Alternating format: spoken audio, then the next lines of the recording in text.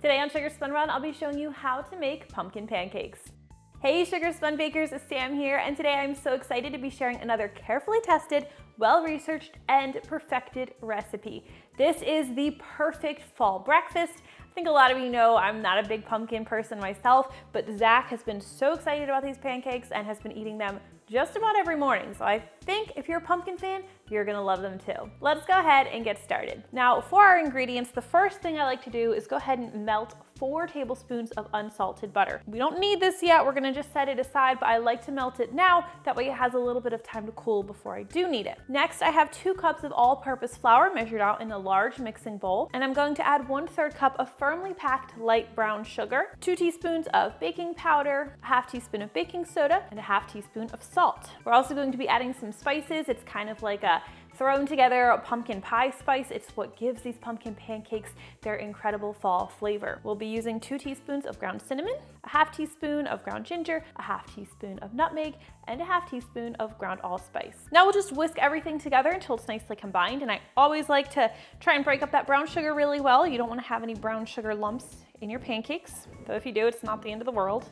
Then in a separate bowl, we are going to start combining our wet ingredients. Now, I like to just use a large measuring cup, and I just measure my milk directly into this measuring cup. This is 1.5 cups of whole milk that I'm using today. We're going to be adding 1 cup of pumpkin puree.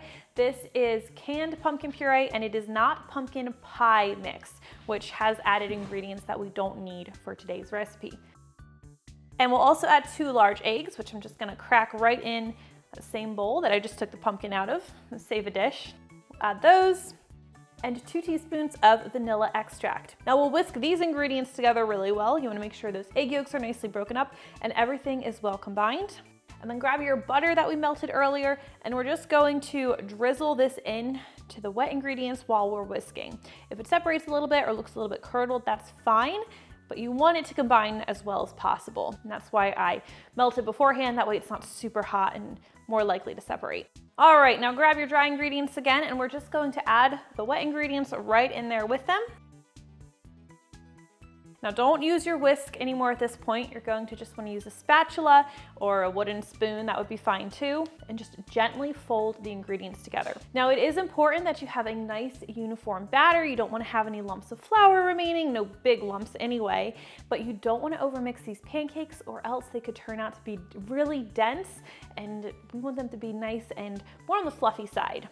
All right, once you have your batter all combined, we're gonna set this aside and we're going to head over to the stovetop. Now you'll need a skillet for today's recipe. We'll just place that on the stovetop, and you're going to want to either melt a little bit of butter in it or brush the pan with a little bit of oil. I am just using a canola oil spray. I'll just evenly spray the pan. Now turn your stovetop heat to medium, and you wanna let this pan warm up before you add the pancake batter. I know my pan is ready when if I hold my hand a couple inches above the pan, I can feel that heat really radiating off the pan. This feels pretty good.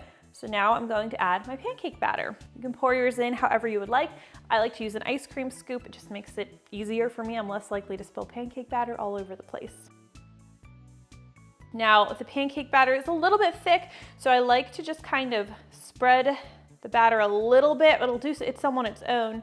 I like to spread it a little bit, and it has the tendency to want to stay thicker in the center, which can make the pancakes cook a little unevenly. So I like to flatten the center just a little bit right after I add the batter to the pan. All right, now we'll just let this pancake cook until it's ready to flip. And one of the best ways to tell that it's ready to flip is you want to watch the edges. And once they begin to look a little bit cooked on the very edge, and you see bubbles forming and popping around the edges, that's usually a good sign it's time to flip. Now, you want to use a spatula, and you might be able to take a peek even and make sure the bottom looks cooked. If it's completely raw, you'll know because your spatula is not going to slide under it at all. And then we'll carefully flip that over. It might always get a little bit messy when I flip them, but that's fine. Actually, that could have been a lot worse. All right, and once this pancake is cooked through, just want to take a peek at the bottom. I'm just going to remove it to a plate, and then I'm going to keep on baking the rest of my pancake batter, but I do always like to spray the pan again in between each pancake.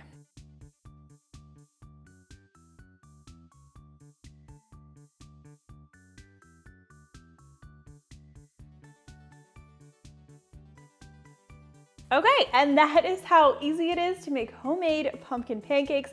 I hope you enjoyed this super simple fall recipe, and if you try this one out, please leave me a comment and let me know what you think. I always love hearing from you. Thank you so much for watching, and I'll see you next time. Okay, normally I top these with butter and syrup, but they're good plain too.